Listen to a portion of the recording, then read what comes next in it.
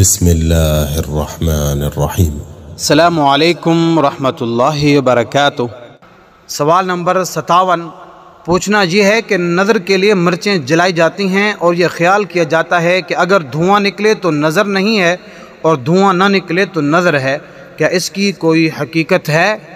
جواب، واضح رہے کہ نظر بد سے حفاظت کے لیے حدیث مبارکہ میں مندرجہ ذیل دعا کا ذکر ملتا ہے۔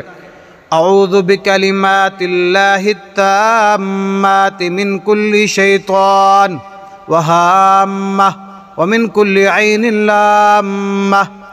ترجمہ، میں اللہ کے مکمل کلمات کے ذریعے پناہ لیتا ہوں ہر ایک شیطان سے اور ہر زہریلے جانور سے اور ہر نقصان پہنچانے والی آنکھ سے۔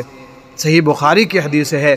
فضیلت، حدیث شریف میں ہے کہ حضور اکرم صلی اللہ علیہ وسلم حضرت حسن اور حضرت حسین رضی اللہ عنہما پر یہ کلمات پڑھا کرتے تھے۔ اسی طرح حضرت ابراہیم علیہ السلام بھی حضرت اسماعیل اور حضرت اسحاق علیہ السلام پر انہی کلمات کو پڑھا کرتے تھے۔ البتہ نظر بد اتارنے کے بعض علاج اور بھی ہیں۔ مذکورہ علاج جس کا سوال میں ذکر کیا گیا ہے، اگر بطور علاج کیا جائے اور اسے سنت، واجب، ثواب یا عبادت سمجھ کر نہ کیا جائے تو دیگر امراض کے علاج کی طرح اسے بھی بطور علاج کرنے میں کوئی حرج نہیں ہے، بشرطے کہ اس میں کوئی خلاف شرع عقیدہ یا عمل نہ پایا جائے۔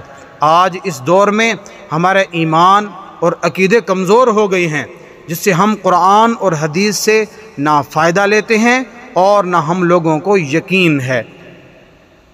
حالانکہ سب سے پہلا علاج اور یقین قرآن و حدیث سے ہونا چاہیے۔ اللہ کریم سے دعا ہے کہ اللہ ہمیں دین کی بات سمجھنے اور اس پر عمل کرنے کی توفیق عطا فرمائے، آمین۔